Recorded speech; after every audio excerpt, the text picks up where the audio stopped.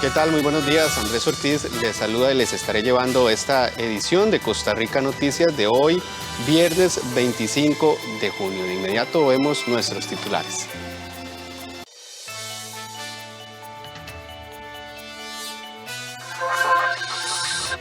Ministro de Obras Públicas y Transportes anunció que ya no volverán a dar contratos de mantenimiento de carreteras a empresas vinculadas en el caso Cochinilla.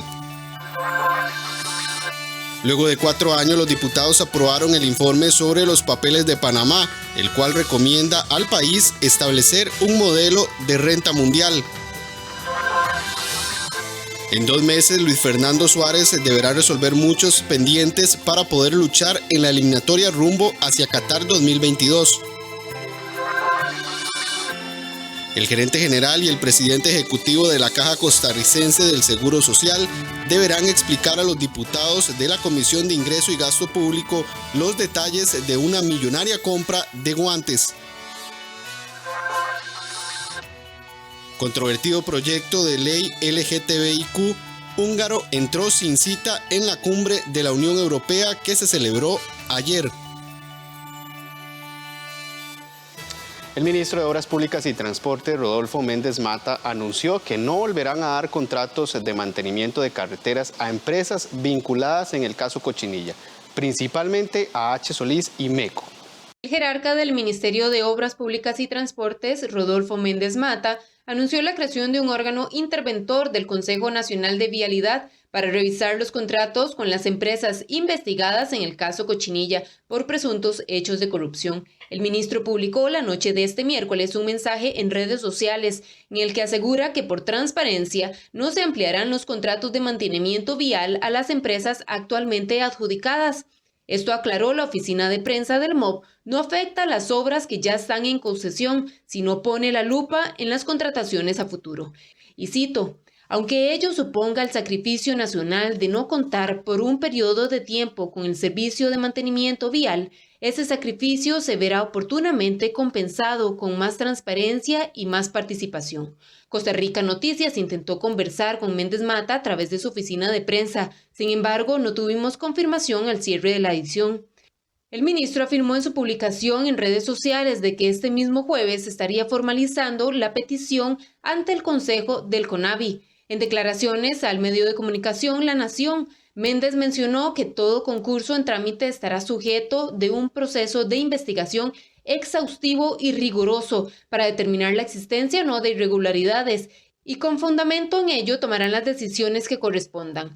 Le aclaró a ese medio de que la lógica de intervenir CONAVI sería que las empresas H. Solís y MECO, sobre las cuales se centran las pesquisas judiciales, no vuelvan a recibir contratos estatales.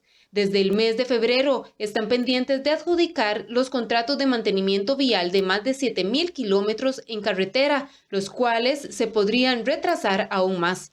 Por el momento, el MOB podría obstaculizar los proyectos que actualmente están adjudicados a las empresas relacionadas por la Fiscalía con el caso Cochinilla. Sin embargo, el ministro aseguró de que eso no les impide emitir medidas cautelares preventivas. Por su parte, el abogado defensor de Mélida Solís, propietaria de H. Solís, y Sonia Solís, calificó la exclusión de las empresas en futuros proyectos como una acción totalmente ilegal y arbitraria, violentando los derechos elementales. Me parece muy lamentable.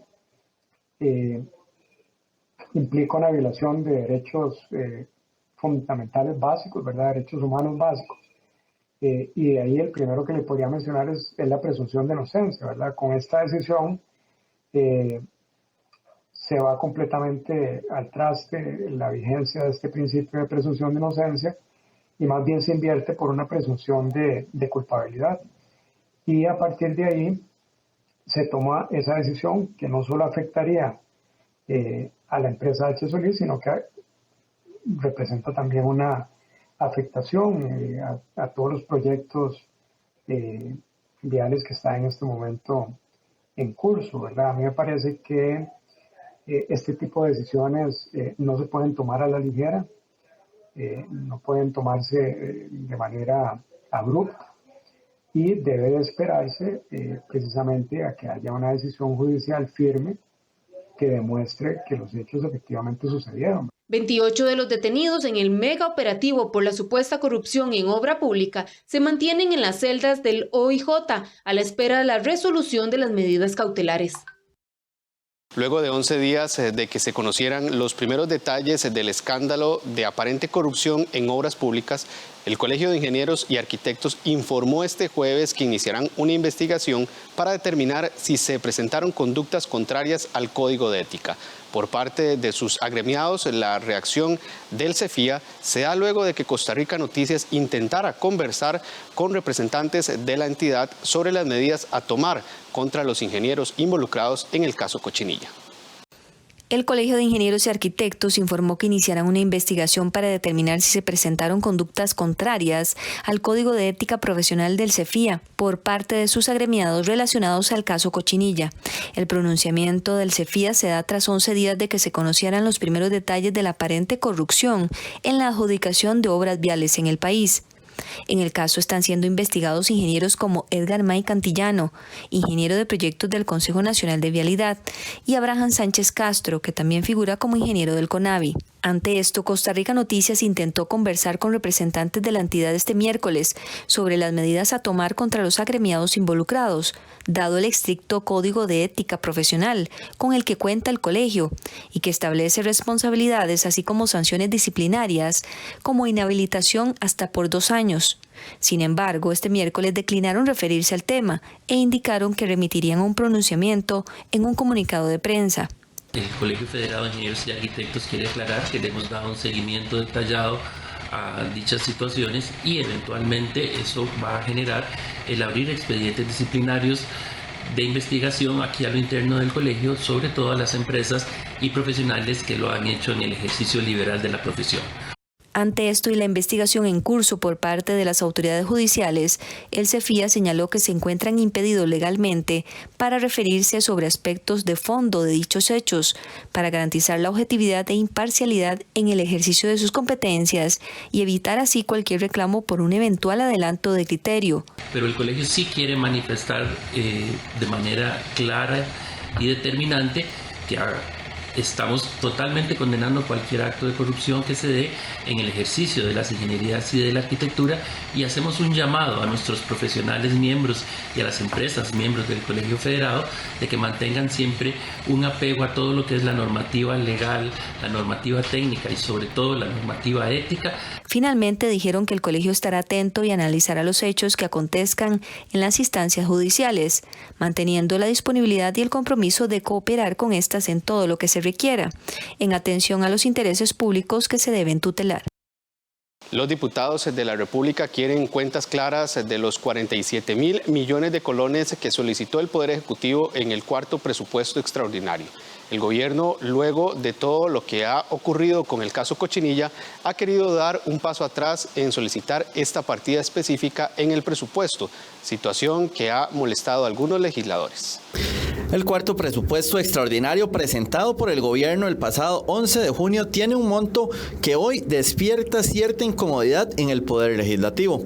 Se trata de 47.000 millones de colones que en un principio solicitó el Ejecutivo para la inversión en infraestructura a cargo del Ministerio de Obras Públicas y Transportes. Sin embargo, hoy los diputados quieren saber para qué serían utilizados realmente. Esto a raíz de todo el sentimiento negativo que ha generado la malversación de fondos de 78.000 millones de colones en materia de obra pública. Y en aras de la transparencia, la Comisión de Asuntos Hacendarios siempre ha hecho una revisión importante y esta, por supuesto, bajo ninguna circunstancia va a ser la excepción y se requiere de información clara para poder tener mayor información de los requerimientos que se están dando bajo nuevos gastos. Y considero sumamente importante la moción que presentamos el día de ayer, en la cual les pedimos un desglose de cada una de las partidas que contemplan la solicitud presupuestaria. No podemos seguir permitiendo que ni esta ni ninguna otra institución pública tenga recursos del Estado costarricense y que a la hora de llegada nos veamos envueltos en estos casos de corrupción. Y es que a raíz del caso Cochinilla, el propio gobierno solicitó esta semana a los diputados que estos 47.000 millones de colones sean retirados del presupuesto. Hemos enviado a la Asamblea Legislativa, específicamente a la Comisión de Asuntos Hacendarios una solicitud para que en el marco del conocimiento del presupuesto extraordinario que se encuentra en corriente legislativa se pueda dar una exclusión del componente relativo a la asignación de recursos para el Ministerio de Obras Públicas y Transportes. Como lo indica la nota, el propósito de esta exclusión es dar espacio a que el Ministerio de Obras Públicas pueda hacer una revisión con detalles sobre las prioridades de ejecución en obra pública en materia de infraestructura. Esto permitiría que podamos presentar un presupuesto extraordinario en los próximos días con el afán de que se pueda dar una discusión mucho más específica sobre los temas relativos al Ministerio de Obras Públicas y la inversión en infraestructura. Tras la petición del Ejecutivo de retirar esta partida, una legisladora social cristiana encaró al ministro de Hacienda, insistiéndole que ellos como gobierno querían responsabilizar al Poder Legislativo de algo que no es lo que les incumbe. Ministro, pero usted fue quien presentó el presupuesto, ni siquiera viene firmado por ninguno de ellos dos. ¿Es usted el responsable directo sobre ese presupuesto como ministro de Hacienda? Sí, pero es que no se está retirando el presupuesto, lo que se está pidiendo es una acción política de eliminar unas partidas. El presupuesto no se puede retirar, podrían desconvocarlo, pero no puede ser retirado. El asunto aquí está en de quién es responsabilidad y por qué quieren pasar la responsabilidad de esta Asamblea Legislativa cuando el gobierno está haciendo una solicitud expresa mediante un presupuesto extraordinario y una cartera distinta viene a solicitar eliminar esas partidas. Bueno, me parece que la responsabilidad la están asumiendo directamente el señor ministro de Obras Públicas y la señora ministra de la Presidencia, puesto que lo están haciendo mediante una nota formal dirigida a esta Asamblea Legislativa y que es de conocimiento público. A mí me parece que es completamente al contrario. Nos están tratando de pasar esa responsabilidad a nosotros, a los diputados de esta comisión, solicitándolo por medio de una nota escrita y formal a esta comisión. Pero me parece una descoordinación enorme lo que está teniendo el gobierno en este sentido. El ministro de Hacienda, responsable de un presupuesto extraordinario, solicita algo y el mismo día que es convocado llega una nota de la ministra de la Presidencia y el ministro de otra cartera solicitando que se eliminen ciertos rubros. Este cuarto presupuesto extraordinario incluye otros 47.000 millones de colones para el pago de cuotas obrero-patronales a la Caja Costarricense del Seguro Social, 8.500 millones a esta misma institución para mitigar el efecto de la disminución de la base mínima contributiva, producto de la emergencia sanitaria. A ello se le suma la asignación de 1.776 millones para el Ministerio de Salud. La Comisión de Asuntos Internacionales de la Asamblea Legislativa acordó convocar al canciller de la República, Rodolfo Solano, para que aclare cuál es la posición y las acciones internacionales de Costa Rica con respecto a la crisis política por la que pasa Nicaragua.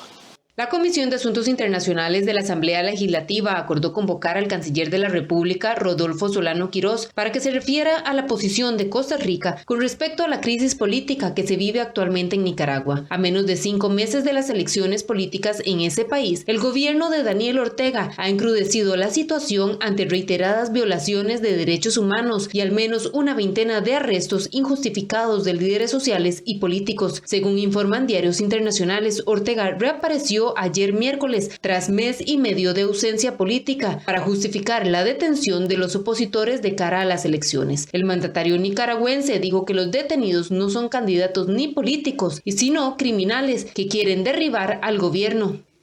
Entonces aquí no estamos juzgando a políticos, no estamos juzgando candidatos, aquí se está juzgando a criminales que han atentado contra el país, contra la seguridad del país, contra la vida de los ciudadanos, al intentar nuevamente organizar otro 18 de abril, otro golpe de Estado. La Comisión Legislativa también pretende obtener información sobre las acciones que ha tomado el gobierno de Costa Rica en el campo internacional relacionadas a las acciones de Daniel Ortega. El diputado Walter Muñoz, quien presentó la moción, explicó que buscan un encuentro para poder conversar sobre las relaciones de Costa Rica y Nicaragua en este momento en los temas de políticos, sociales y comerciales. Será convocado lo más pronto posible de acuerdo a su agenda, pero más que un también es una forma de solidarizarse tanto el Poder Legislativo como el Ejecutivo en una relación internacional que nos parece que es de suma importancia. En este momento lo que está ocurriendo en Nicaragua de cara a las elecciones es sumamente peligroso porque provocaría no solamente aumentar la población migrante de Nicaragua hacia Costa Rica y con eso desempleo y toda una serie de derivados, sino también que Costa Rica tiene que ser una voz muy importante en América Latina a defender la democracia y sobre todo la democracia electoral.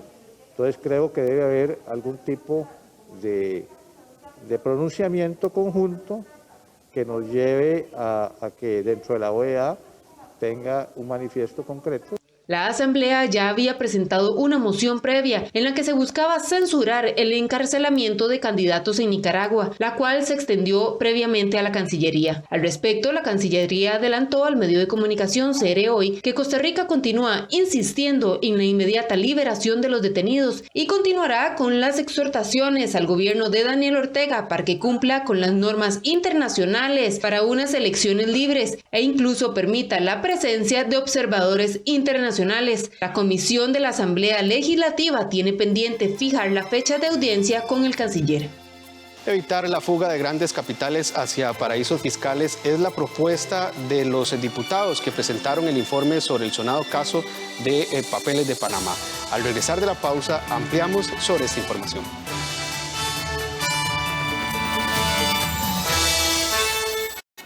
Yo apoyo a mi nieto Felipe cuando hace tareas de la escuela. Juntos hacemos un horario antes e incluimos tiempo para descansar y jugar. Nos gusta conversar y llegar a acuerdos. Eduquemos sin castigo físico ni trato humillante. Formemos con amor y respeto. PANI y Gobierno de la República. Desde que me reencontré con mi abuela, compartimos juntos un montón de momentos especiales. Pero a veces, sin darme cuenta, me ocupaba demasiado. Y sentía que mi abuela se había vuelto mi responsabilidad. ¿Te gusta? La abuela Sofía, los sábados a las 5 de la tarde, en 13, Costa Rica Televisión. Aquel puente que usted quería quedó ahí atrapado en las redes de un sistema político que no permiten que las decisiones avancen.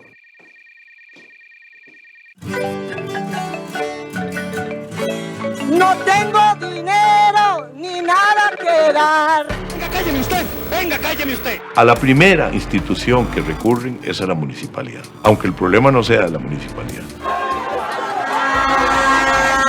¿Cuál pandemia? Pero no podemos ignorar los hechos solo porque no nos gustan o porque no estamos de acuerdo con ellos. Si un Estado se compromete solamente con una cierta creencia religiosa, excluye y discrimina al resto de la ciudadanía que no comparten esas visiones del mundo.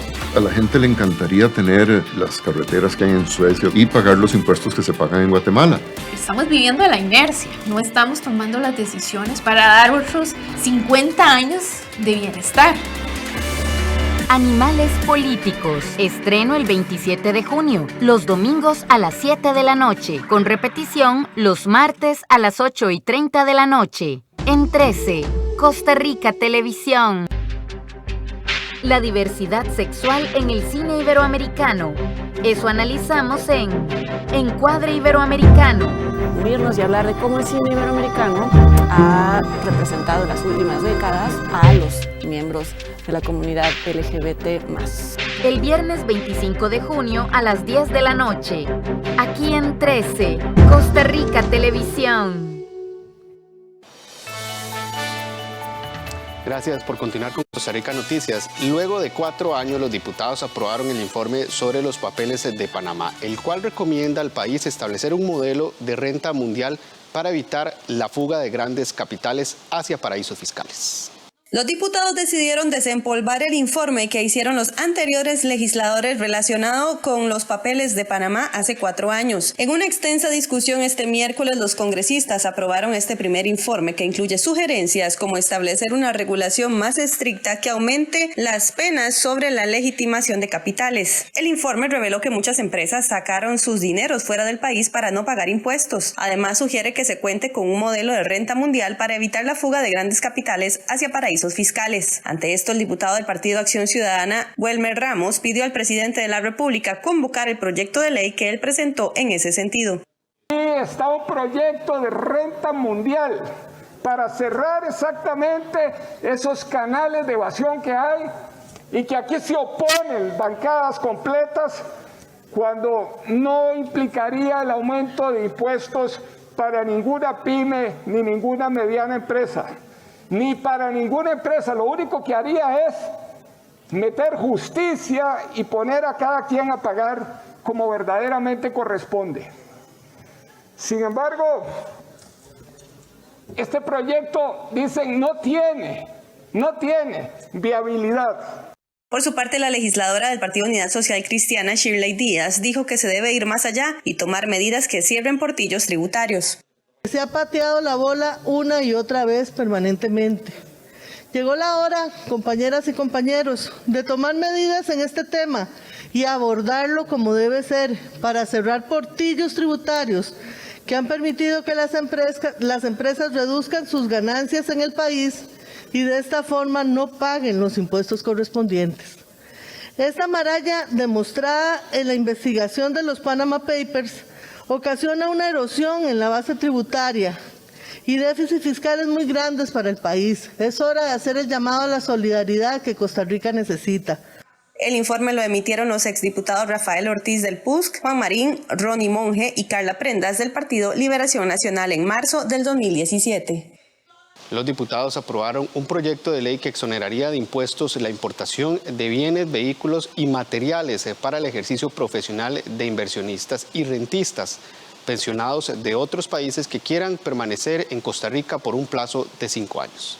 Se trata del proyecto de ley que garantiza la atracción de inversionistas, rentistas y pensionados que, según sus proponentes, pretende contribuir con la reactivación económica pospandemia. Este establece que por un periodo de 5 años se darán beneficios como la exoneración de impuestos por una sola vez de todo el menaje de la casa, importación libre de impuestos de hasta 2 vehículos, las sumas declaradas como ingresos no pagarán impuestos de renta y se exonerarán también los materiales para trabajar de los pensionados, inversionistas y rentistas que vivan en nuestro país. Y podría ayudar en un momento pospandemia. ¿De qué forma? Incentivando como número 1 el país en un destino ideal para que estas personas vengan a retirarse, a pensionarse y a invertir en momentos en los que está costando atraer esa inversión al país. En segundo lugar, posiciona la actividad económica en los destinos, en los lugares, provincias, regiones en donde estas personas se vayan a ubicar para generar mayor atracción de creación de fuentes de empleo, por ejemplo, a la hora de adquirir una vivienda, un hotel y otras inversiones que puedan realizar. Quienes se opusieron a la propuesta consideran que es injusto exonerar a los extranjeros. Dirá el campesino cuando va a traspasar su carro o a inscribir su carro que tiene que pagar, y le estamos diciendo que los pensionados rentistas van a venir aquí a hacer trámites de gratis. Ese es el mensaje. Como si los pensionados rentistas vienen a pedir de regalado, vienen de afiado a este país. Gente con poder económico. El proyecto contó con el voto afirmativo de 40 diputados y 8 en contra. La nueva cárcel para 1.200 privados de libertad, que está terminada pero que no se utiliza, podría quedarse de esa manera en desuso por lo menos hasta octubre. Eso lo confirmó la ministra de Justicia, Fiorella Salazar, a los diputados de la Comisión de Seguridad y Narcotráfico. Costa Rica Noticias informó hace una semana sobre la nueva cárcel llamada Las Terrazas, que está en desuso desde marzo. La cárcel, ubicada en el complejo Occidente conocido como Reforma, tiene capacidad para 1.248 privados de libertad de mediana contención, tanto indiciados como sentenciados. Las primeras 3 etapas fueron entregadas en diciembre del 2020, el resto en marzo pasado. Pero desde entonces no se utiliza a pesar del colapso en las celdas judiciales y los problemas de sobrepoblación y hacinamiento carcelario, así como las órdenes judiciales de no permitir más personas en algunas de las cárceles. La razón es la falta de policías penitenciarios. Según la jerarca Fiorella Salazar, se ocupan al menos 700 policías para que puedan operar. No hay forma porque las paredes solas no constituyen un centro penitenciario. Un centro penitenciario lo constituye el espacio, pero también la gente que trabaja ahí. Yo no podría pasar población penitenciaria a un centro que no va a tener el equipo para trabajarlo desde lo humano, en lo técnico, en lo administrativo, pero en lo policial. Yo no puedo mover población penal si no tengo la policía que la cuide y que la resguarde en todo momento. Entonces no, necesariamente un edificio tiene que estar lleno con la gente que lo opera, y eso es justamente lo que venimos a conversar acá a la Asamblea Legislativa para que llegue cuanto antes y podamos finalmente abrirlo en condiciones.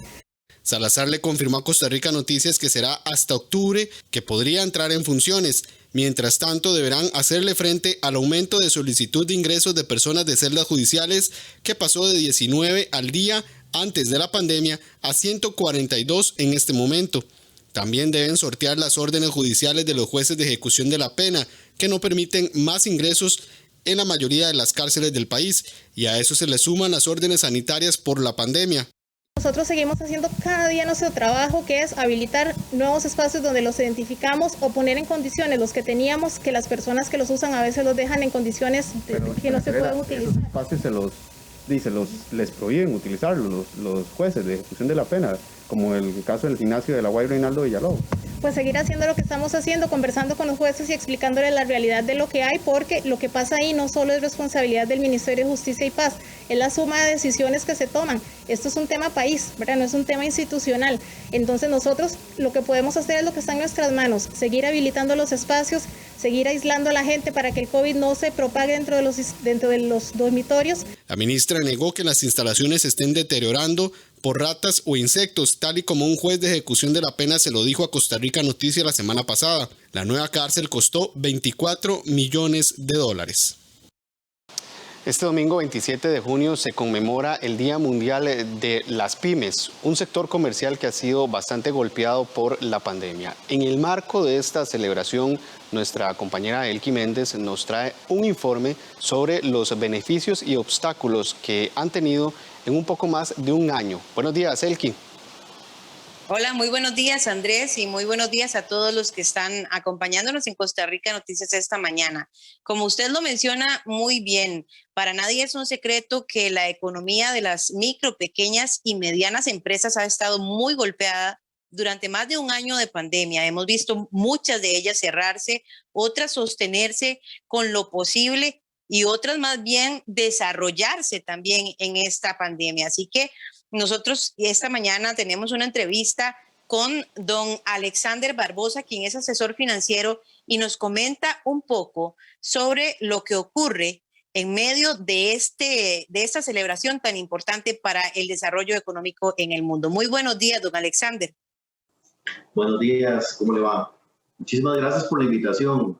Pues hoy vamos a hablar un poco de esta celebración tan importante que ocurre el 27 de junio, este domingo, el Día Mundial de las Pymes, en un contexto completamente diferente, ¿verdad? Al histórico, yo creo, don Alexander. Correcto. Un contexto de pandemia, digamos que parece que estamos llegando a la fase final de este proceso tan doloroso desde el punto de vista de la salud pública, pero con mucha esperanza sobre lo que viene en el 2022 y esperamos que a finales del 2021 también. En el marco de la celebración del Día Mundial de las Pymes, don Alexander, ¿cuál sería la mayor reflexión que tenemos que tener hoy en día en medio de una pandemia que ya tiene más de un año de existir y que sin lugar a dudas no es un secreto para nadie, ha sido el golpe más fuerte que han recibido las pymes, las pequeñas, las micro, las medianas empresas que han tenido que sostenerse con uñas y dientes literal para poder subsistir? Necesariamente creo que la lección más importante de esto es que las pymes siempre deben tener esa visión a largo plazo y tener los planes de contingencia para digamos, atender cualquier situación.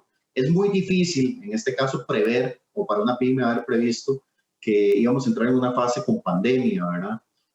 Pero ¿a qué me refiero con previsiones? Bueno, me refiero a que las empresas tienen que tener claridad de cuáles son sus niveles de endeudamiento, tienen que tener claridad respecto a cuáles son los riesgos que tienen con sus clientes actuales. Y estoy muy concentrado en algunos clientes y dependo mucho de ellos, ¿cómo hago para diversificarme? La gran lección de todo esto es qué previsiones puedo tomar para que si se da un contexto, no solo de pandemia, hablemos de una situación económica difícil, ¿qué previsiones debo tomar para poder sobrevivir a eso, ¿verdad? Eso en especial porque las pymes son más susceptibles, ¿verdad?, al tipo de situaciones o contrariedades económicas. ¿Y cuáles, don Alexander, podrían ser esas previsiones que podría tomar un pequeño, un microempresario que apenas le da para subsistir?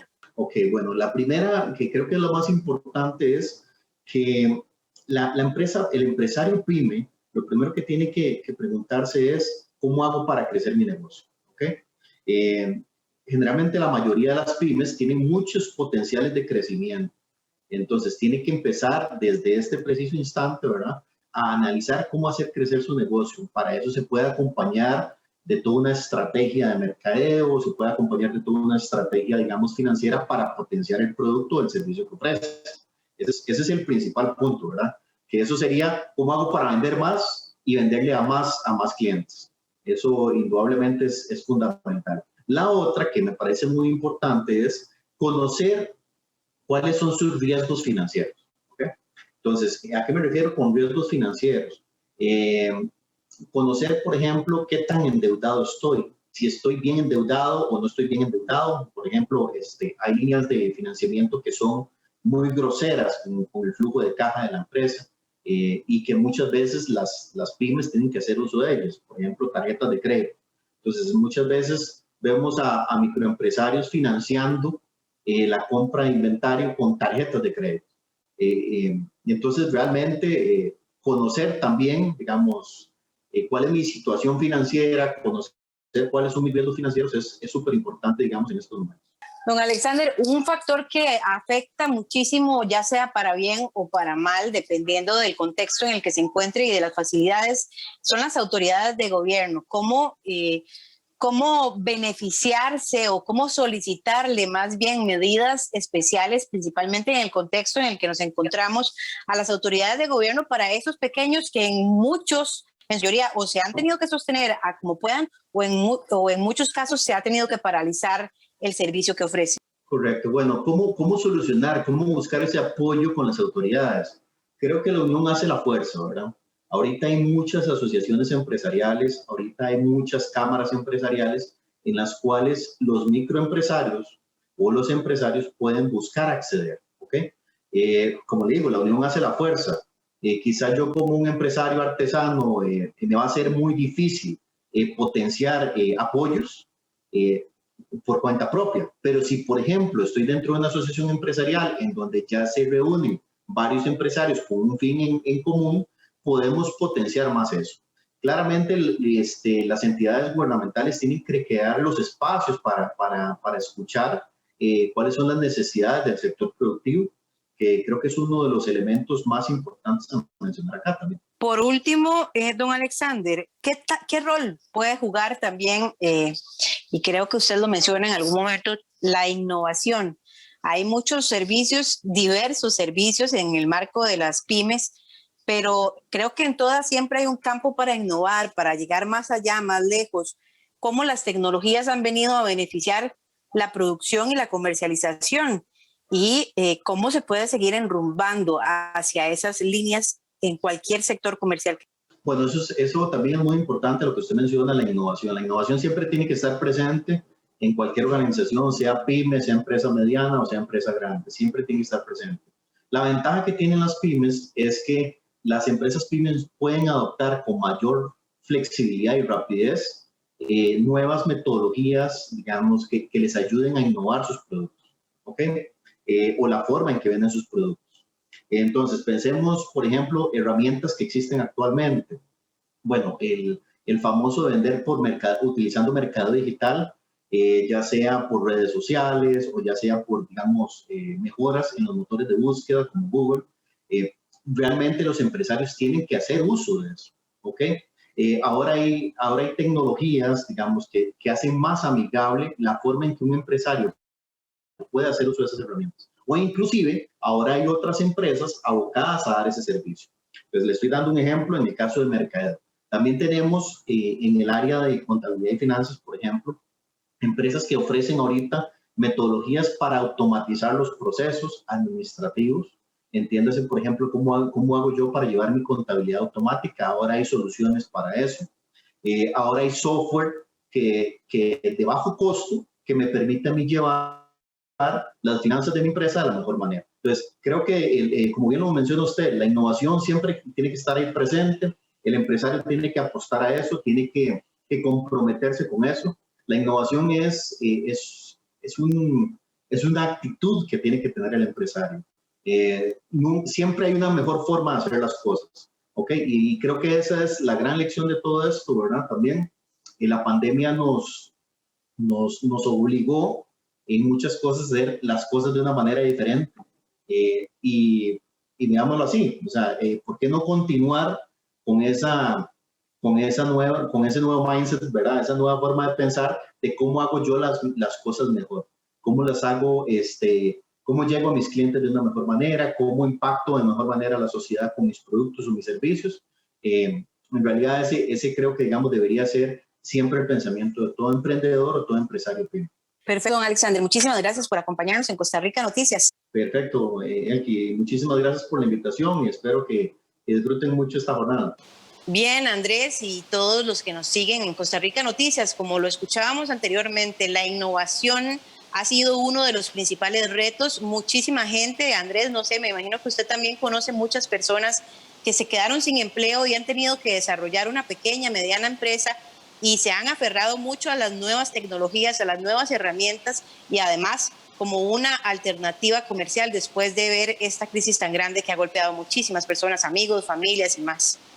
Así es, Elki, y creo que todos hemos podido percibir, por lo menos durante el año 2020, cuando inicia la pandemia, esas pequeñas empresas que se originaron para vender, por ejemplo, las mascarillas. Son pequeñas empresas que también han surgido a raíz de la pandemia y de la lamentable crisis que esto ha generado. Hubo una transición muy marcada. Yo pienso que a nadie se le olvidará el año 2020. Todos recordaremos qué ocurrió, cómo ocurrió, y para muchos es más que protagonista de su vida, de su cotidianidad y más que todo de su economía. Claro, es un tema importante, bueno conmemorarlo, pero lamentablemente con la situación en la que vive el país, y no solo el país, el mundo entero, de la situación de la crisis financiera que ha llevado a muchas personas a la quiebra, a muchas empresas a la quiebra y también otras personas que han tenido que modificar todo su trabajo, todo su entorno para poder subsistir. Ahora el reto también podría ser para las autoridades de gobierno, incluso para los diputados, de generar mejores condiciones, mayores acciones para que los que ya han podido lanzarse y generar su propio negocio puedan sostenerse y encuentren alternativas viables. Claro, Elki, y es que usted lo decía, las nuevas herramientas, por ejemplo, este aparato es una herramienta importantísima para esas pymes que están realizando sus primeros pasos en estos negocios. Sí, esa es la información, Andrés, que tenemos hoy, pues celebrar con todos aquellos valientes que han decidido emprender este domingo 27 de junio. Gracias, Elki, buenos días. Buenos días. Bien, las tareas para el nuevo técnico de la selección nacional son muchas. Al volver de la pausa, la periodista Andrea Salazar nos habla de ellas en el resumen deportivo.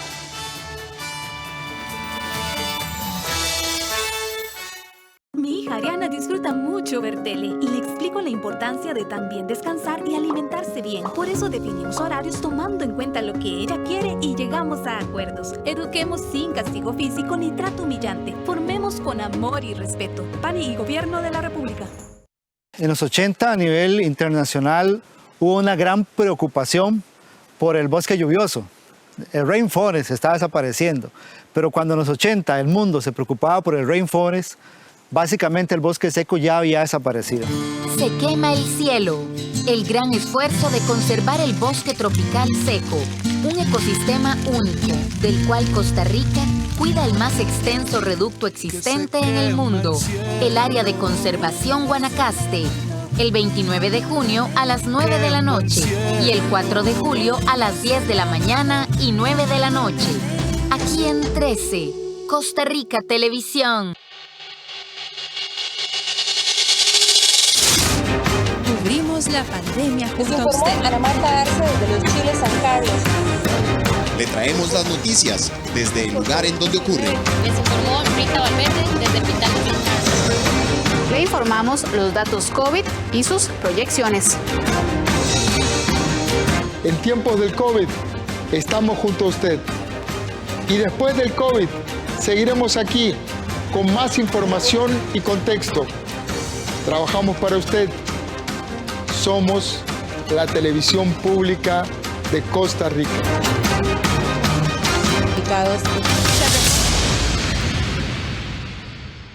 Esta semana en Mampuku, barriga llena. Somos los Tachibana y venimos de Osaka. Vamos a vivir aquí de manera temporal. ¿Se están refugiando aquí? ¿Huyeron de los ataques? ¿Viene de una familia ilustre? Avisen si necesitan algo. De hecho, ¿tienen un conector para esto? De lunes a viernes a las 11:30 de la mañana. En 13, Costa Rica Televisión.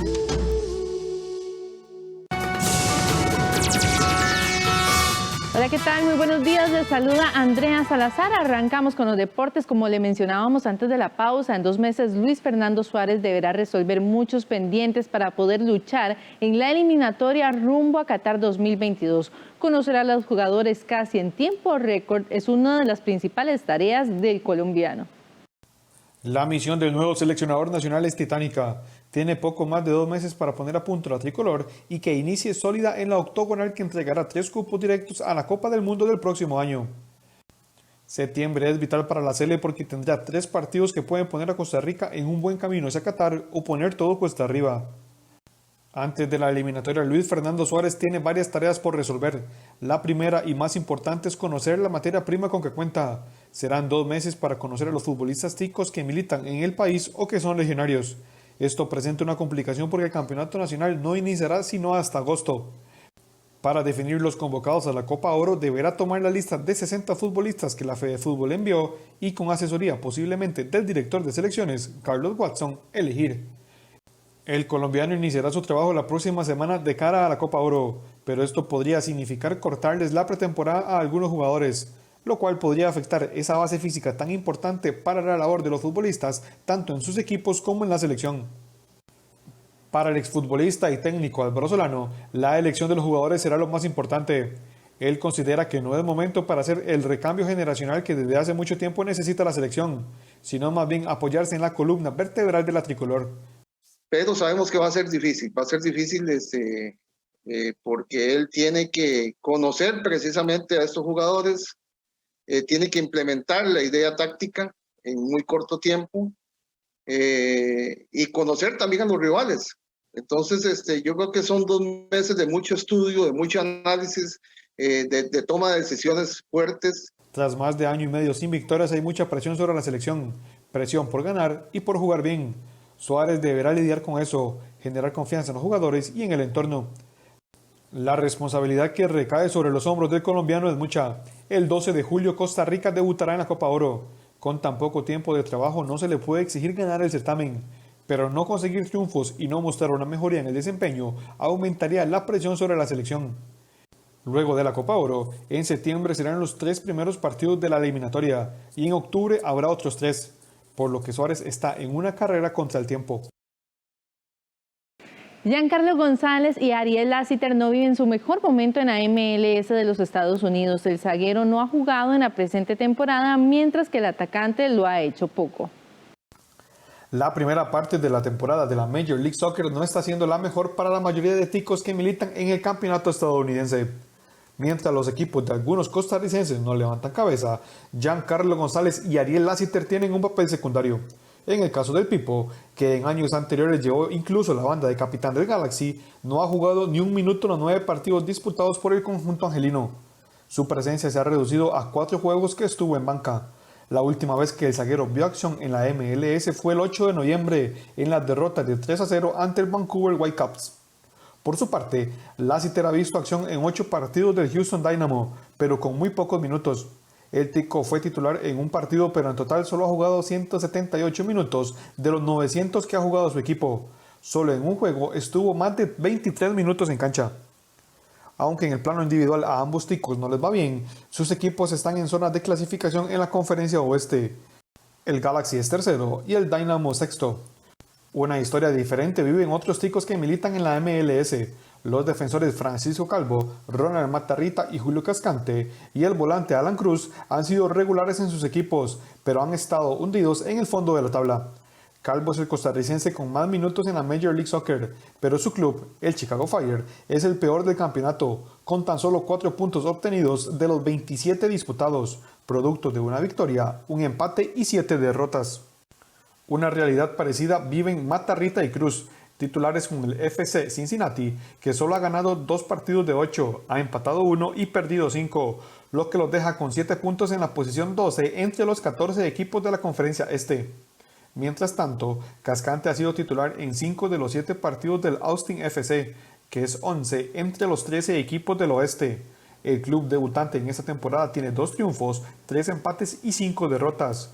En este equipo también milita Ulises Segura, quien no ha podido debutar debido a que aún se recupera de una operación de rodilla. Quienes han tenido mejor temporada son Randall Leal, Marvin Loría y Luis Díaz. Leal es el 6º jugador con más minutos en Nashville, registra 2 goles y ha dado 2 asistencias. Loría también ha marcado en 2 ocasiones con el Portland Timbers, mientras que Díaz lo hizo una vez con el campeón Columbus Crew, equipo donde es titular, al igual que el lateral Waylon Francis. Y desde la llegada del VAR, el ambiente del fútbol ha discutido su buena o mala utilización. En la Copa América, en el duelo entre Brasil y Colombia, se demostró que pareciera que no es claro cómo se debe de usar esta herramienta tecnológica. La utilización del VAR en el fútbol sigue siendo más que una ayuda, una polémica para este deporte. Anoche en el duelo entre Brasil y Colombia se puso de manifiesto la dificultad para llevar a cabo decisiones expeditas ante una jugada que necesitó asistencia de tecnología, ya que más que esto fue un factor de interpretación tras el primer gol de la verde amarela. La técnica del árbitro. El árbitro está muy mal ubicado. ¿Ok? Si usted me pregunta a mí, ¿dónde hay ventaja? Es la ventaja que si yo árbitro me pega el balón, inmediatamente le queda al equipo contrario, o sea, al equipo que lleva la pelota, y uno ve que no hay ninguno, o sea, que le pegó ahí inmediatamente y no hay problema, usted deja seguir. Pero en el caso de ayer no. Primero mal ubicado el árbitro. Después de ese balón lo podía despejar el equipo adversario. Para mí él tenía que sancionar inmediatamente y dar el balón a tierra, porque él ahí no fue justo con esa acción. Para Ulloa, el VAR no está cumpliendo de momento como solución a hacer del fútbol un juego de menos equivocaciones y decisiones más justas. El VAR se está metiendo ya en cosas muy... se están metiendo demasiado en el juego. Yo creo que están amarrando mucho al árbitro. La mayor parte de los árbitros del mundo están sujetos al VAR, o sea, están casi que preocupados por lo que el VAR les va a corregir. Yo siento que en este momento el VAR no está siendo bien manejado. Me parece que no es la herramienta que necesitamos en el fútbol. Yo creo que más bien durante el desarrollo el VAR se está equivocando mucho. Las personas que están manejando el VAR creo que son las personas que tienen que tener el mejor conocimiento para poder detectar dónde están las fallas. El gol de Brasil ante Colombia de este miércoles seguirá dando de qué hablar, y el uso del VAR y quienes tienen control de él también. En otros temas, en el pelotón de 184 corredores del Tour de Francia que comienza el sábado en Brest, 7 hombres serán especialmente esperados y vigilados de cerca en función de las particularidades del recorrido. Repasamos la lista de pedalistas que se esperan en el espectáculo. Las emociones del Tour de Francia están por iniciar este fin de semana en medio de la pandemia y también la escasez de control doping que se han realizado en el último año debido a la misma pandemia. Pero repasamos algunos de los ciclistas que se robarán la atención, o al menos se espera que lo hagan. Julian Alaphilippe, el francés, en menos de un año ha tenido un cambio de vida, estrenó paternidad y se vistió con la camisa arcoíris de campeón del mundo y está dispuesto a cambiarla por la camisa amarilla que ya vistió en 2019 y 2020.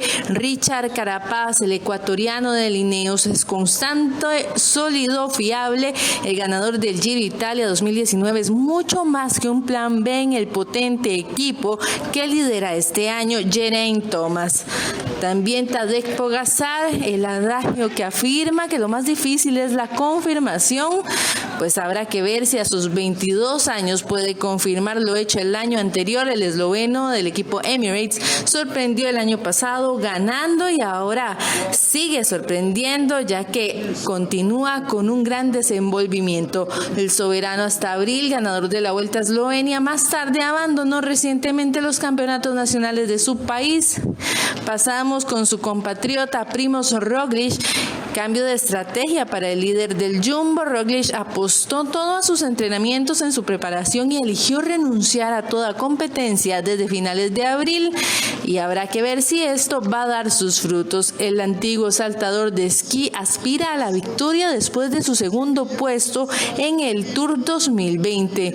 La Euro 2020 sigue envuelta en polémicas. Ahora en temas de racismo, el capitán de Países Bajos, Georgino Wijnaldum, amenazó con abandonar el juego del domingo ante República Checa si vuelve a escuchar sonidos de mono en el estadio. Está ahí otras noticias en el siguiente resumen internacional. Georgino Wijnaldum, capitán de la selección de Países Bajos, pidió este jueves a la UEFA proteger a los jugadores del racismo y anunció que llevará un brazalete con la leyenda One Love en el partido de octavos de final de la Eurocopa contra República Checa el domingo en Budapest. El centrocampista, autor de un doblete contra Macedonia del Norte y recientemente fichado por el Paris Saint-Germain, aseguró que abandonaría el terreno de juego si se volvían a escuchar sonidos de mono en el estadio de la capital húngara. La semana pasada la UEFA anunció la apertura de una investigación disciplinaria por una pancarta con mensajes homofóbicos en Budapest durante el juego entre Hungría y Portugal, y después sonidos de mono en la grada de los ultras magiares durante el Hungría-Francia. Hungría aprobó el martes un texto que prohibía la promoción de la homosexualidad entre los menores, provocando una polémica política y deportiva que alcanzó gran intensidad, implicando a la UEFA, gobiernos europeos e instituciones de la Unión Europea. Los dirigentes de los 17 países de la Unión Europea, incluidos España, Alemania, Francia e Italia, llamaron la atención este jueves en una carta común a los jefes de las instituciones europeas y de la ONU sobre la necesidad de hacer respetar los derechos de las personas LGTBI. Ahora hacemos un repaso de la Fórmula 1 porque el Gran Premio de Gran Bretaña, que se realizará el 18 de julio, recibiría a 140.000 espectadores, anunciaron los responsables del circuito de Silverstone. Los asistentes deberán entregar un test de antígeno negativo de menos de 48 horas o haber completado el esquema de vacunación. El año pasado el Gran Premio de Gran Bretaña y otra carrera que festejó el 70 aniversario de Silverstone se disputaron a puerta cerrada, sin espectadores. Terminamos con el básquetbol de la NBA porque los Hawks de Atlanta sorprendieron en su visita a los Bucks de Milwaukee en el juego 1 de la final de la Conferencia Este. Los halcones, que son los finalistas con peor récord en la temporada, dieron la campanada gracias a una espectacular actuación de Trae Young, quien anotó 48 puntos, dio 11 asistencias y obtuvo 7 rebotes. Otra vez en Milwaukee, los Bucks buscarán emparejar la serie este viernes. Bueno, y esto es todo en los deportes. Gracias por acompañarnos. Que tenga un excelente día. Y Andrés, vuelvo con usted, pero le pregunto, ¿es fan del Tour de Francia? Claro que sí. ¿Quién es su favorito ya? Pienso en Richard Carapaz, en Pogačar, que lo ganó el año pasado, pero bueno, hay mucho, ¿verdad? Yo digo que Primož Roglič tiene una nueva estrategia y viene con ganas de quitarse el clavo que terminó el 2020, así que podría dar ahí. Fue un final de Tour de Francia el año pasado magnífico, cómo perdió el título pocos segundos ya. Así es, vamos a ver qué pasa este año. Esperemos que, como siempre, sea bastante espectacular. Gracias, Andrés. Gracias, Andrea, por la información deportiva. La compra de 30 millones de guantes fue el detonante para que los diputados llamaran a comparecer al gerente general y al presidente ejecutivo de la Caja Costarricense del Seguro Social. Al volver de la pausa, los detalles de esta información. La Junta de Protección Social lucha por innovar la atención médica del país. A través de la Junta hemos podido darle tecnología de punta a los diagnósticos de salud pública. Este año se aprobó la suma de 433.327.000 colones para 3 proyectos solicitados por Inciensa para la compra de equipo médico. Hago una invitación general a la población para que compre los productos de la Junta en beneficio de la salud pública. Junta de Protección Social, para hacer el bien. En el siglo XIX surgió un movimiento llamado jazz. Una mezcla de muchos géneros musicales influenciados por sonidos afrodescendientes en Norteamérica y por supuesto el sonido de las grandes orquestas europeas. Un especial musical dedicado a un género muy querido, Jazz Entre Nos. El viernes 25 de junio a las 9 de la noche, aquí en 13, Costa Rica Televisión. Por celebración del Mes del Medio Ambiente, en nuestro espacio Documentales UNED, presentamos Somos el Cambio Climático, el miércoles 23 de junio a las 9:30 de la noche y el sábado 26 a las 4:30 de la tarde, aquí en 13, Costa Rica Televisión. Celebramos la diversidad de las músicas costarricenses en Audiotopía, edición Bicentenario. 42 artistas de todo nuestro territorio mostrarán su trabajo con la meta de interpretar su música en el Teatro Nacional de Costa Rica, en la víspera del Bicentenario de nuestra independencia. A partir de este sábado 26 de junio a las 8 de la noche, en todas las plataformas de CINAR, Costa Rica Medios. Audiotopía edición Bicentenario, una coproducción del Teatro Nacional de Costa Rica y CINAR Costa Rica Medios. Te invita Colby, COSEBI.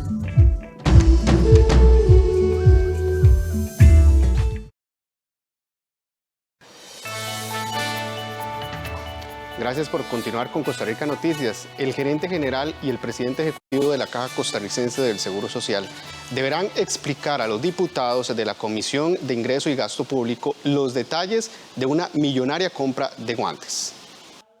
Los diputados investigarán una supuesta compra irregular de 30 millones de guantes en la Caja Costarricense de Seguro Social, denuncia a la que dio curso la Contraloría General de la República. El diputado Melvin Núñez presentó una moción ante la Comisión de Ingreso y Gasto Público para pedirle cuentas a las autoridades de la Caja Costarricense de Seguro Social por la supuesta compra irregular de 30 millones de guantes valorados en 5.200 millones de colones. Según la moción, quienes deberán rendir cuentas son el presidente ejecutivo Román Macaya, así como el gerente general de la institución Roberto Cervantes. Hoy, ante la Comisión de Ingreso y Gasto Público, presenté una moción para traer a que nos den cuentas de una compra irregular que hizo la Caja adjudicando a 2 empresas en menos de 20 y algo de minutos, que duró solamente 20 y algo de minutos abierta esa adjudicación y luego la cerraron. Es muy extraño. Ellos también van a tener que venir a comparecer cómo es que se compran millones de guantes en este país en solamente 25 minutos y no dejan que otros participen, adjudicando esto rápidamente y favoreciendo a aquellos que hoy también van a tener que venir a dar cuentas a esta comisión. La moción se aprobó este jueves en la mañana, sin embargo, aún no se definió la fecha de la comparecencia. Costa Rica se codea con países como Brasil y México en cuanto al avance de la vacunación contra la COVID-19. Precisamente para avanzar en este objetivo, ayer jueves llegaron otras 121.800 dosis compradas a la farmacéutica Pfizer. La Comisión Nacional de Emergencias anunció que este jueves llegan al país 2 nuevos lotes de dosis de la vacuna contra la COVID-19 con un total de 121.680, según confirmaciones oficiales. Uno de ellos corresponde al contrato bilateral con la farmacéutica Pfizer-BioNTech y traería consigo 80.730. Las restantes fueron adquiridas a través del multilateral COVAX y corresponden también a la marca Pfizer. Con las 2 entregas de esta semana, junio está llegando a una cantidad de más de 565.000 dosis recibidas, siendo el segundo mes con mayor cantidad recibida por parte de los 3 convenios firmados. Este anuncio se da en medio de una molestia de usuarios que no han logrado vacunarse aún porque aseguran que en sus áreas de salud no hay disponibilidad de inmunizaciones. Ante esta situación, en la Caja Costarricense del Seguro Social aseguran que la velocidad de la vacunación depende de la llegada al país del fármaco. Me hayan vacunas, las vacunas se distribuyen y se aplican. Hemos tenido en semanas previas una llegada de mayor cantidad de vacuna que ha evidenciado un aumento en la aplicación, en las citas que se dan en las áreas de salud, en estas campañas de vacunación masiva que están haciendo algunos otros establecimientos sin cita o sin llamado. con tal de captar población de riesgo. Sin embargo, ustedes han visto que las últimas semanas pues ha entrado poca cantidad de vacuna al país, y si tenemos poca cantidad de vacuna en el país, por ende vamos a tener menor cantidad de vacuna en las áreas de salud. Esperamos esto se vaya aumentando la cantidad de entregas semanales al país para poder distribuir mayor cantidad a las áreas y que así podamos ir avanzando. Pero ¿cómo se encuentra el avance de la vacunación en nuestro país si lo comparamos con otros de la región? Aquí podemos ver datos de la página Our World in Data, en donde comparamos Israel, Estados Unidos, Brasil, Costa Rica, México e India. Este gráfico detalla el avance de la vacunación por persona y población e indica que Israel y Estados Unidos están por arriba del 53% en la inmunización de su público meta, mientras que Brasil, Costa Rica y México rondan entre el 20 y 30% de alcance respecto a su población. Por su parte, India se posiciona con un 17%. Ahora, si lo vemos en el mapa, la vacunación en América es fuerte, y si observamos Costa Rica comparada con sus vecinos, mientras que el país tiene un 30.15%, Panamá registra un 22.11%. Por su parte, Nicaragua no ofrece información. Estas tasas de vacunación se las deseara cualquier país del mundo. Entonces vamos a un paso de vacunación que nos permiten las entregas. Si aumentan las entregas iremos más rápido, pero igual de importante, vamos completando en muy altos índices de vacunación cada uno de los grupos que se han identificado. Esto lo que nos augura es una de las tasas de vacunación eventuales más altas del mundo en la población meta. Así que es un mix. Quisiéramos ir más rápido, pero dependemos de entregas más rápidas. Ha sido eficaz la vacuna, se ha demostrado en lo que está ingresando en las UCIs. Ha habido orden y, sobre todo, ha habido una alta anuencia de la población a vacunarse, y logramos encontrar a esas personas para vacunar. Este martes, la Caja Costarricense del Seguro Social informó que entre primeras y segundas dosis ha aplicado un total de 2.331.030 vacunas a la población de los grupos 1, 2, 3, 4 e incluso 5 de priorización. A 8 días de su lanzamiento en el país, la función de mascarilla digital desarrollada por Google y Apple para alertas de exposición a la COVID-19 ya suma 310.000 usuarios. Asimismo, 82 personas que resultaron positivos de COVID-19 pudieron alertar anónimamente a sus contactos. El sistema funciona así. Si una persona estuvo a 2 metros de distancia de otra persona por un mínimo de 10 minutos y ambas tienen habilitada la función mascarilla digital, ambos teléfonos intercambiarán códigos seguros y anónimos mediante la tecnología de Bluetooth. Si uno de estos usuarios resulta positivo en la prueba de COVID, incluye este dato en la aplicación y automáticamente las personas con quienes estuvo compartiendo reciben la notificación. Todo esto ocurre de forma anónima. Es muy importante volverles a indicar que esta comunicación es completamente anónima y no es posible identificar quiénes fueron estas personas positivas. Los invitamos a seguirse uniendo a esta iniciativa y tener esta herramienta de autocuidado para combatir la COVID-19. Luego del informe emitido por la Caja Costarricense del Seguro Social, donde se reveló que a la fecha se han colocado poco más de 2.200.000 vacunas contra la COVID-19 en nuestro país, los datos referentes a los cantones de la zona occidente en la provincia de Alajuela también son muy alentadores. El periodista Enrique Arias de Noticias Occidente nos da un amplio informe de los datos de esta parte del país. Buenos días, Enrique. Bien, muchas gracias, Andrés. Esta es información sobre el proceso de vacunación para la zona de Occidente durante los últimos días. Y es que justamente luego de que la Caja Costarricense del Seguro Social revelara que se han aplicado más de 2.200.000 vacunas a nivel nacional, hay que decir que los datos en los cantones de Occidente también son bastante alentadores y esperanzadores.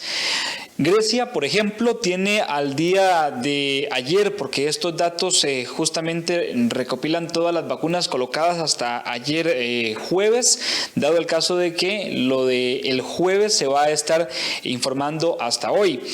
Grecia tiene un total de 34.871 dosis aplicadas, en donde 23.274 son de primera dosis y 11.597 corresponden a esquemas de vacunación completos.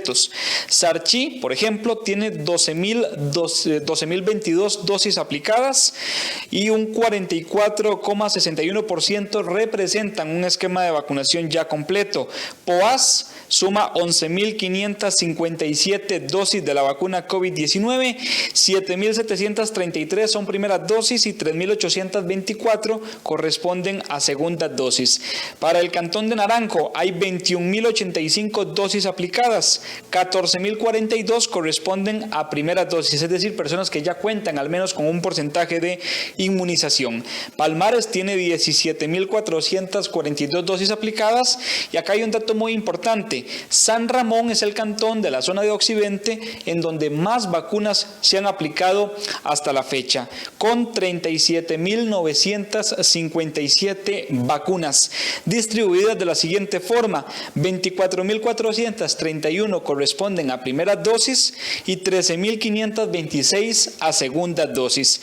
En total, en la zona de Occidente se han aplicado poco más de 133.000 dosis de la vacuna contra el COVID-19. Hay que decir que hace algunas semanas se estuvieron realizando campañas masivas de vacunación en diferentes puntos, utilizando salones parroquiales, gimnasios, diferentes EBAIS, áreas de salud y diferentes estructuras que se acondicionaron como centros de vacunación para avanzar con esta labor titánica que ha desarrollado el personal de las áreas de salud en estos cantones de Occidente. Con respecto a la próxima semana, hay que informar que todas las áreas de salud estarán aplicando vacunación en el grupo 3 y específicamente en las personas entre 12 y 17 años que tengan factores de riesgo. Pero además, de manera paralela, se va a estar iniciando con la vacunación contra la influenza, que es también en la otra campaña que desarrolla la Caja Costarricense del Seguro Social. En cantones, por ejemplo, como Poás, la vacunación va a ser simultánea en los centros vacunatorios que ya se tienen establecidos para COVID-19. Ahí también se va a estar aplicando la vacuna contra la influenza. Lo mismo que para Sarchi, Palmares, Naranjo e incluso San Ramón. En algunos cantones, como por ejemplo en Palmares y también en Poás, la vacunación contra COVID-19 sigue siendo con cita previa.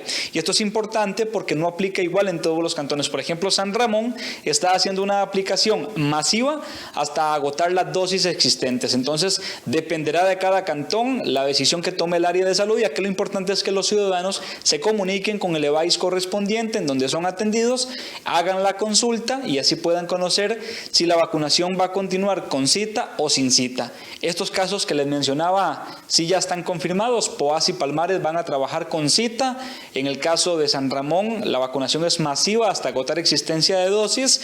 En el caso de Grecia, la vacunación para personas de 12 a 17 años con factores de riesgo es con cita. También hay que recordar que estas personas reciben la vacuna Pfizer y este fármaco pues tiene un grado de complejidad mayor que en AstraZeneca y por esto se hace con cita la vacunación. Además, agregar en el caso de Grecia que la vacunación contra la influenza también va a comenzar el lunes y hay todo un organigrama desarrollado, toda una planificación para poder llevar de manera simultánea ambas vacunaciones. La doctora Leda Ramírez, directora del área de salud en Grecia, nos explica cómo estará en este cantón aplicándose la vacuna contra el COVID-19 y contra la influenza. Sí, muy importante. El día de ayer, el día de hoy hemos estado realizando la planificación a nivel cantonal de la vacuna contra la influenza. Esta va a ser más fluida. Como siempre, tenemos que darle prioridad al adulto mayor. El día de la próxima semana vamos a iniciar de lunes a viernes en el salón parroquial únicamente vacuna contra la influenza. ¿ok? Vacuna COVID en la clínica, vacunación de COVID en la clínica, vacunación de influenza en el salón parroquial para mayores de 65 años. 65 y más años de edad, los vacunamos la semana entrante en el salón parroquial. Esa es una vacunación más fluida, y esperamos ir sacando más gente en corto tiempo. Empezaremos de las 8 de la mañana hasta las 3:30 de la tarde. Muy importante, no es lo mismo para los EVAIS periféricos.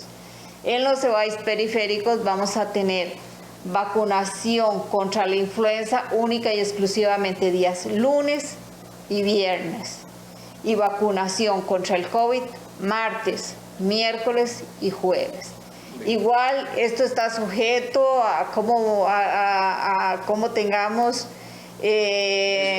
disponibilidad de vacunas y cómo veamos la demanda de uno u otro grupo. Así es que estaríamos también pues comunicándonos en cualquier cambio que tengamos. Escuchábamos a la doctora Leda Ramírez del área de salud en Grecia. Nada más recapitular que son más de 133,000 dosis de la vacuna ya colocadas en la zona de Occidente, en donde los porcentajes de esquemas de vacunación completos, es decir, segundas dosis, son también bastante altos en buena hora, y la gente pues ha tenido una anuencia completa a vacunarse. Hemos visto largas filas en cada uno de los cantones, campañas que incluso en algún momento se han extendido desde las 9 de la mañana y hasta las 8 de la noche.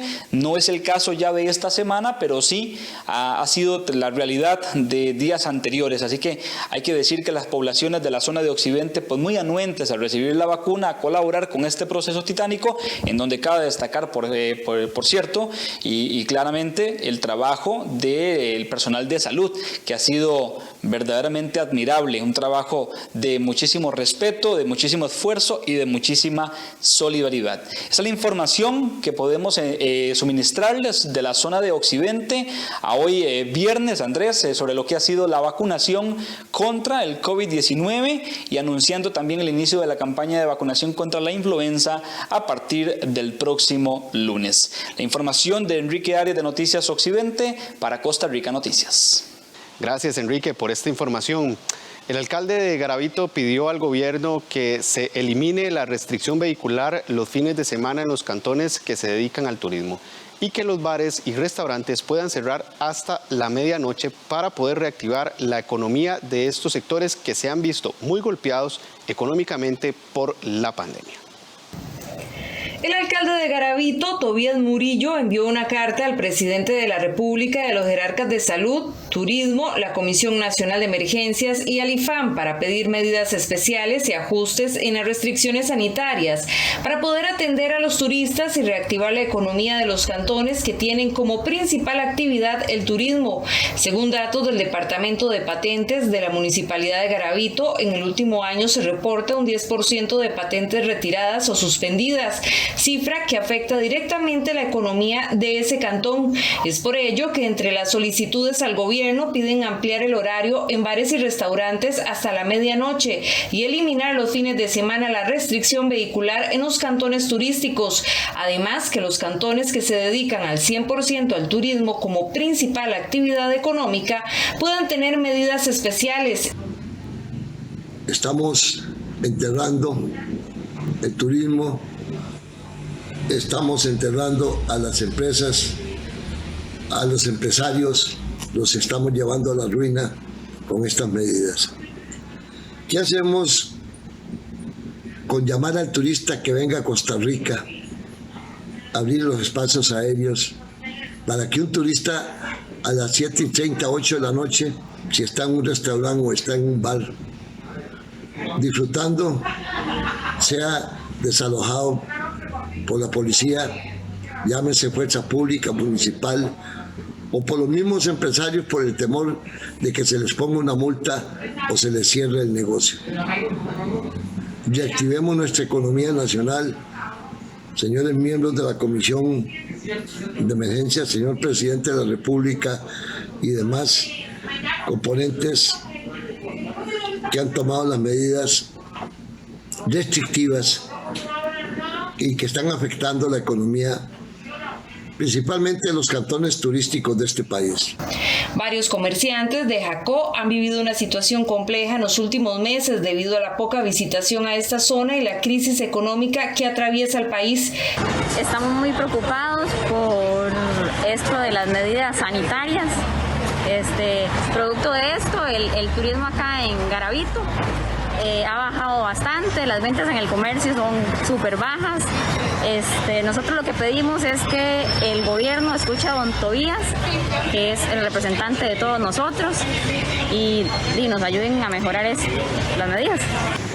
Para nadie es un secreto que las ventas han caído un 60, un 70%, y es durísimo seguir produciendo, producir trabajos, y el único que se ha preocupado casi que a nivel nacional es nuestro alcalde. Eso nos agrada mucho y espero que el gobierno tome en cuenta la necesidad que está viviendo el pueblo. Pero en el país entero está afectando mucho la economía y el turismo a nivel nacional, sobre las restricciones vehicular y sanitarias de los restaurantes. Aquí en el Hotel Tangerie hemos sufrido bastante de esas medidas.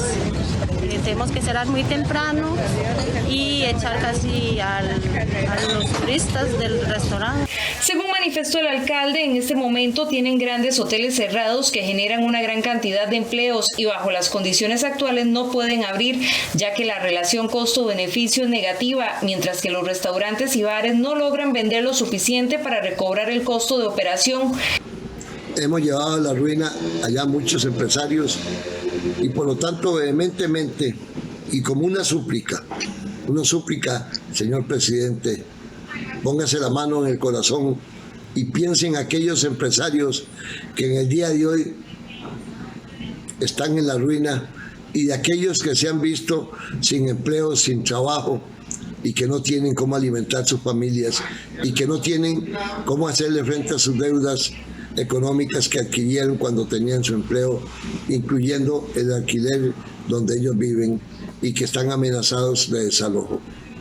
La economía de Garavito se basa en servicios y específicamente un 90% en el sector turístico. Por tal razón, consideran indispensable mejorar las condiciones para que el empleo se reactive. Los servicios odontológicos de la Caja Costarricense del Seguro Social se reactivarán de manera paulatina en EVAIS, áreas de salud y hospitales. Desde que inició la pandemia, la entidad solo atendía emergencias y tratamientos impostergables. La Caja Costarricense del Seguro Social anunció esta semana que inicia de manera paulatina la reactivación de los servicios odontológicos en las sedes de EVAIS, áreas de salud, hospitales periféricos, regionales y nacionales. Con el aval de las autoridades superiores, se reactivan los servicios de odontología en los 3 niveles de atención, con un regreso paulatino del 25 al 50%, según comportamiento epidemiológico en favor de la mitigación del riesgo del usuario interno como externo. Nuestros profesionales y técnicos, aparte de la atención al alineamiento citado. Herrera aclaró que durante la pandemia los servicios odontológicos se abocaron a atender situaciones como infecciones, inflamaciones y dolor a nivel bucodental, así como fracturas de los huesos de la cara, abscesos en los tejidos orales, pacientes que recibían quimioterapia o radioterapia y personas que meritaban dotación y reparación de prótesis dentales. Además, en la Caja del Seguro Social aseguran que los profesionales que no atendían pacientes colaboraban en la atención de COVID-19. También han estado colaborando con otras disciplinas en la atención directa, como indirecta, por COVID-19, siendo entre ellas farmacia, enfermería, epidemiología y vacunación, entre otros. Con esta instrucción de trabajo, pretendemos, bajo la priorización y riesgo de las personas usuarias, dar la atención debida en salud bucodental. Por eso es que llamamos a la comprensión por parte de ustedes para poder materializar con todos los protocolos respectivos este regreso paulatino. En la entidad detallan que con esta reactivación a los usuarios se les llamará por teléfono y se les otorgará una cita según el riesgo de cada persona. El sonado y polémico proyecto LGTBIQ húngaro llegó sin cita a la mesa de diálogo de la Unión Europea. Al regresar del siguiente corte comercial les tenemos el desarrollo de las noticias internacionales.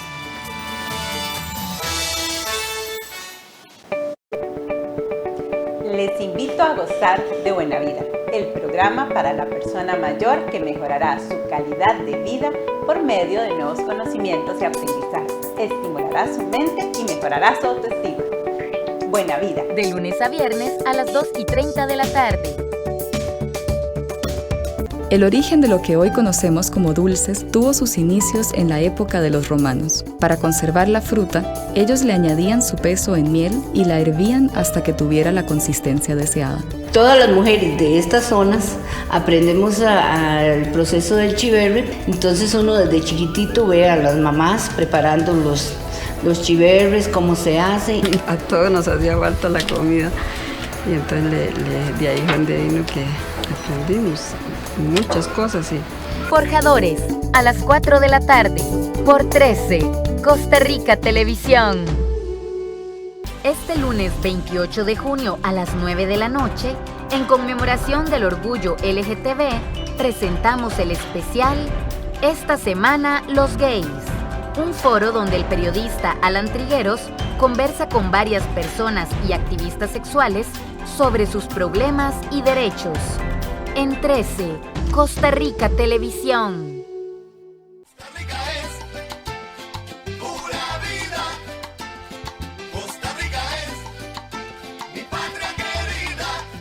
Bien, este viernes le invitamos para que nos acompañe en Café Nacional. Vamos a invitarle a ser parte de algo importante, sí, el baile como terapia para estar feliz, buena salud, eso y más aquí en Café Nacional. Y en la segunda hora de programa continuamos aprendiendo en casa gracias a la colaboración de los y las docentes del Ministerio de Educación Pública. Recuerden anotar el número de WhatsApp 8751-1313 para que puedan participar con nosotros. Les esperamos.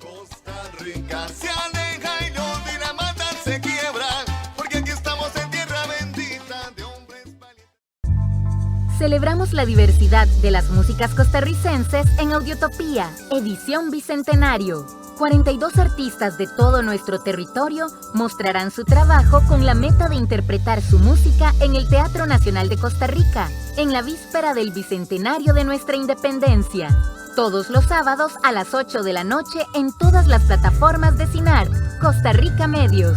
Audiotopía edición Bicentenario, una coproducción del Teatro Nacional de Costa Rica y CINAR Costa Rica Medios. Te invita Colby, COSEBI.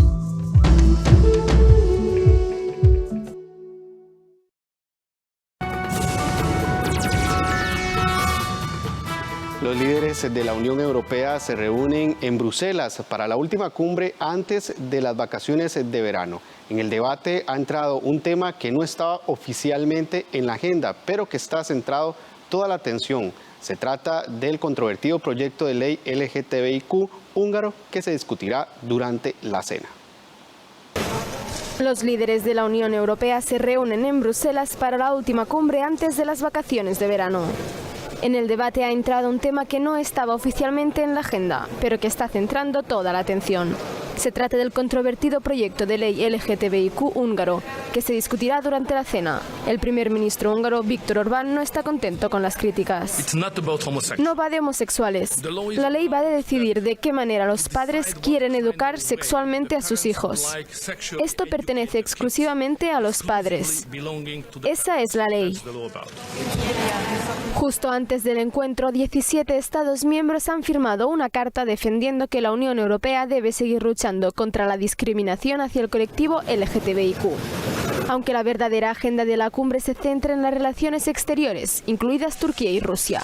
Y no todo el mundo está contento con la idea franco-alemana de iniciar conversaciones de alto nivel con el presidente Putin.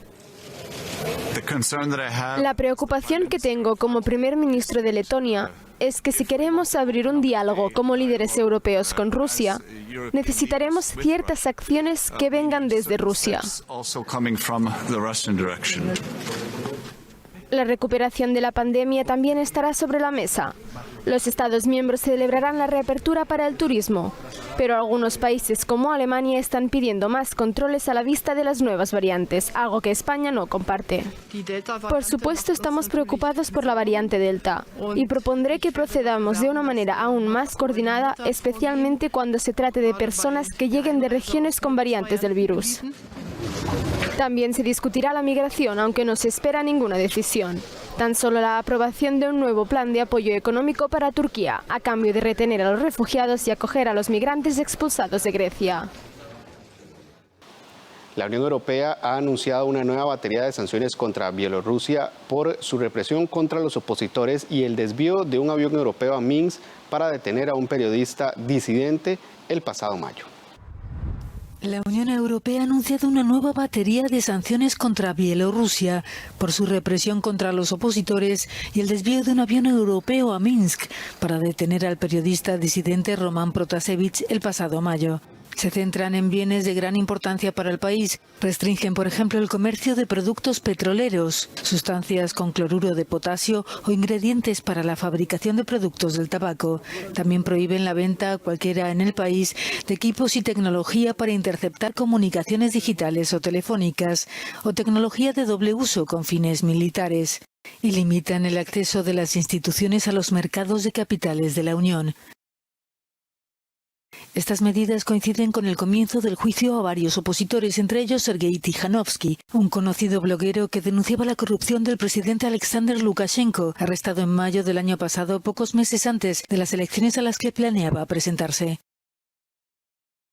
Después de todo, todos entienden que este no es un juicio, sino una venganza personal y una represalia de quien se hizo y retuvo el poder por medio de la violencia, ha declarado su esposa Svetlana. Svetlana consiguió movilizar a decenas de miles de personas contra la reelección de Lukashenko, pero tuvo que exiliarse. Las protestas masivas, duramente reprimidas, han continuado desde entonces. El gobierno bielorruso ha calificado las sanciones de destructivas y contraproducentes, acusando a Alemania de volver a su pasado nazi. Honduras trasladó su embajada en Israel de Tel Aviv a Jerusalén como parte de sus esfuerzos para reforzar sus lazos, convirtiéndose así en el cuarto país en hacerlo. Honduras trasladó a Jerusalén su embajada en Israel. El país centroamericano ya había abierto en diciembre de 2019 una oficina comercial en la Ciudad Santa, como extensión de su misión diplomática en Tel Aviv, poniendo fin a décadas de neutralidad en el conflicto palestino-israelí. Y el jueves, el propio presidente hondureño Juan Orlando Hernández participó de la inauguración de la nueva embajada.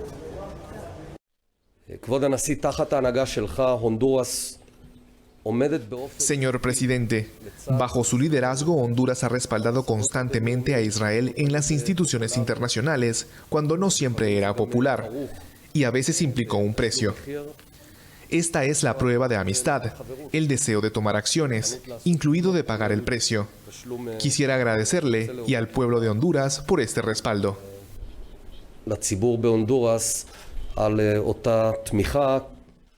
Es mi sincero deseo que el próximo presidente de Honduras, sea del partido que sea, mantenga esta decisión.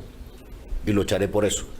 A principios de mes, Hernández había indicado que el traslado de la embajada a Jerusalén beneficiaría a la agricultura, la innovación y el sector turístico de su país. El miércoles, los cancilleres de ambos países firmaron memorandos de entendimiento sobre cooperación en agricultura, agua, salud, educación e innovación.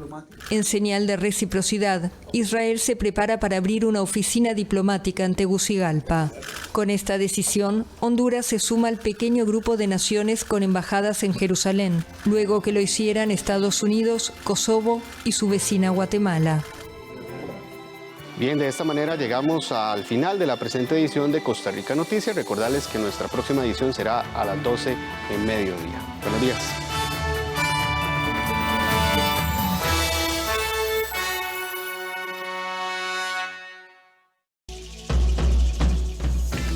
A continuación, Café Nacional.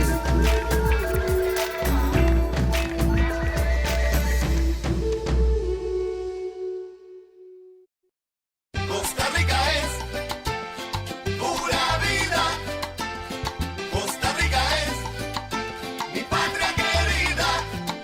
una montaña que besa una nube, un jardín lleno de flores y sueños, todo un Edén con un pueblo bello. Costa Rica, Costa Rica, Costa Rica, una voz que entona un canto libre y la esperanza tejiendo al futuro, un pueblo en marcha pero sin